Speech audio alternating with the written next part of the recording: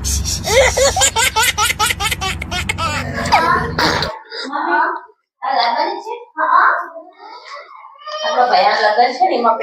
મહેક બેટા,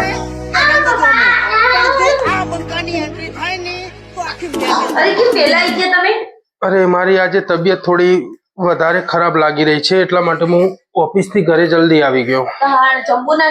મારે આજે અરે જમવું નથી, મને જમવાની ઈચ્છા નથી. મને હાથ પગ ને કરતર થાય છે. મને થોડો બામ લગાવી આપને. તો ઊંઘી તો જાવ, બામ લગાવું છું. મમ્મી તું જા પપ્પા માટે ફોટવા લઈ આ, હું વાને લગાઈ દઉં. માં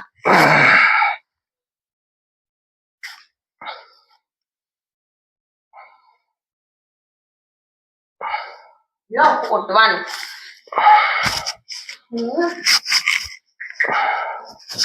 બસ હવે ઊંઘી જાવ. અરે આ છોકરી બામ લગાવે છે, તું હાથ પગ દબાય ને. તારામાં બામ લગાવું. હા તો તું હાથ પગ ને મોઢું દબાય ને, ના હોય તો મારું ગળું દબાઈ દે તો પાર આવે. દબાઈ છે હાથમાં ના આવે. ગળું દબાવવાની ઈચ્છા લાગે છે. પેલી નાની છોકરી છે એટલું સમજે છે કે લાવો પપ્પાને ઘસી આલું, તો તને કેમ આવું નહીં થતું કે હું હાથ પગ ને બોમ્બ ઘસું? આ બહારનું ઓછું ખાતા હોય તો એવું થાય? અરે બાપા, અરે 2 દિવસથી ભાઈબંધો બધા કહેતા હતા બહાર જઈએ ફરવા જોયો, અને આ બહારનું ખાધું એમાં મારી તબિયત બગડી લાગે છે. તો દવા લઈ આવ. અરે દવા તો લાવ્યો છું, પણ દવાથી મને તબિયત એનું એ જ થાય છે, મને કોઈ હજુ ફેર પડતો નથી. ના દવા નથી લાવી.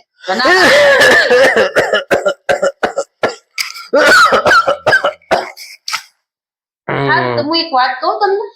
હા બોલો. એટલે આપણા બાજુ નહીં, આપણા બાજુ ઘર છે ને, પેલા કરશન બાપા ના ઘેર. હા ભૂવા આયા હતા. હા તો તમે કહો તો આપણે બેઠક કરાવીએ, આપણા ઘેર પૂછીએ કે તમે કેમ સારા રહેતા નથી. અરે હા, હું 2-3 દિવસથી ફરીને આવ્યો ને આ બહારનું ખાધું એની મને તકલીફ લાગે છે, બીજી કોઈ તકલીફ લાગતી નથી. તને શું એવો વેમ કેમ જાય છે? આવી તકલીફો કેમ તને મગજમાં કેમ આવું છું થાય છે? મને એવું લાગે છે કે તમને કોઈક માતા બાતાનું કંઈક છે તો નહીં? અરે ના બાપા ના, માતા પિતાના આપણા આશીર્વાદ હોય અને આપણી ઘરની માતાનો આપણા ઉપર હાથ હોય તો આપણને શું તકલીફ હોય કે? સારું તો ફોન નથી કરવો, તમે કહો તો હું જઈને નંબર લેતી આવું. તારે ઈચ્છા મગજમાં હોય તો ફોન કરીને વાત કરી જો. તો બાર હું બાજુમાં બહાર જ બેઠા છું, હું નંબર લેતી આવું. અરે રોજ આજ કંટાળો આવી ગયો છે. આ સાંભળો છો, ભુવાજીનો નંબર લાવી છું, કોણ તો ફોન કરું. હા તો કરી જોવો એકવાર. હા જય માતાજી. બોલો ભુવા, મજામાં? ના સારું. કાલ તમારે ચાય જવાન તો નહીં ને? અમારે ઘેર બેઠક રાખવાની છે. અહીં પપ્પા જો માંદા રહે છે આખું દાડો, મને તો કંટાળો આવે છે. સારું કાલ પાકું. હા સાંભળ્યું, કાલ ભુવા આવવાના છે, તમારું શું કેવું છે? હા તો ઓકે, કોઈ વાંધો નથી. અને તું એવું કઈ છે હું તમારાથી, મને આ 2-3 દિવસથી તાવ આવે છે, એમાં તું 2-3 દિવસથી તું મારાથી કંટાળી ગઈ લાગે છે. ઘરમાં માદું હોય તો ઘર માદું થઈ જાય. પણ તું 1-2 દિવસમાં મારાથી કંટાળી જઈ તો હું જ્યારથી તને લાવ્યો છું છેલ્લા 5 વર્ષથી, તો હું તને ઘરમાં તારું બધું પૂરી કરું છું. તો હું નવાઈ કરો છો તમે? નવા છો તો પૂરું કરો. આખા જગતના બૈરાનું આદમી પૂરું કરે. અરે પણ જે બધા બૈરા છે તારા જેવા ખતરનાક નથી. અને હું ખતરનાક છું? તું ખતરનાક ડોમિસ જ છું. શું કર્યું છે તમારું? તને બોલવામાં ભાન છે જરા? નકર એક મારી દઈશ. સારું ના કરે, હારાનો જમાનો નથી. શું તું સારું કરી છે? તારા બોલતો જો મોઢામાં આવડો જીબડો છે, તને બોલવાનું કોઈ ભાન છે ને? તો એક મારી દઈશ ને. ઉપર ચાલ, ઊભી થા. અરે મહેક, અરે તારી માને બોલવાનું ભાન છે? સાચી વાત છે, હમણાંથી આવું કેમ કરે છે? પણ તારી માનામાં મગજ નથી, હાવ મગજ બેન્ડ મારી ગયું લાગે છે. ના હોય તો એને મૂકી આવો પેલા પાડાના આશ્રમમાં, આપણે બહુચરાજી મંદિરની બાજુમાં ખુલ્યો હો નવો, ત્યાં જઈને તેને મૂકી આવો.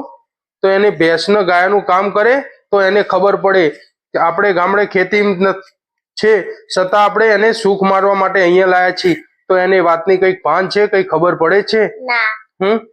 આ છોકરાને શું શીખવાડો છે? ના પાડ. ચાલ જા તું રંબા. શું રંબા જા? તારામાં મગજ છે? તને તો ના હોય તો ખેતરે લઈ જઈને મારે ગામડે જવું પડશે અઠવાડિયું 10 દિવસ અને તને ખેતીનું કામ કરાવું તો તને ભાન થાય કે કવી રીતના પૈસા કમાવાય છે. હારું, મારી વાત સાંભળો, હવે ઊંઘી જાઓ અને કાલ ભુવાજી આવવાના છે. બરાબર, ઊંઘી જાઓ. સારું, ચલો મારા ઓલે થોડું પાણી આપી દો એટલે હું પાણી પીને સૂઈ જાઉં.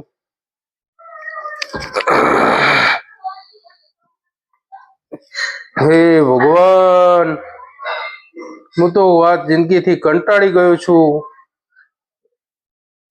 કંપનીથી ઘરે ને ઘરેથી કંપની. લો પાણી. કોના જોડે બોલ કરો છો? એકલા ગાંડા તો હું નહીં થઈ? કંટાળી ગયો છું હારું, પીલો તમારાથી. હેડો. નખરા કરો છો. લાવો પાણી. ચલો હવે આ પાણી સાથી લાઈતી આવું? ગટર માંથી. અરે રે રે રે. ચલ મૂવી મર તું જા, તું પાણી આવું મને પીવડાયું ગટરનું પાણી તો પીતળતું હોય, ગોડા. તો તું બોલી કેવું? તને શરમ નથી આવતી આવું બોલતા? નથી ખબર પડતી કે ગટરનું પાણી પાલમ ભરીને લાવશે. પણ તને શરમ આવે છે? તું બોલી છે આવો જવાબ? તારી મા બાપે તને આવું શીખવાડ્યું છે? બુદ્ધિ વગરની નફટ.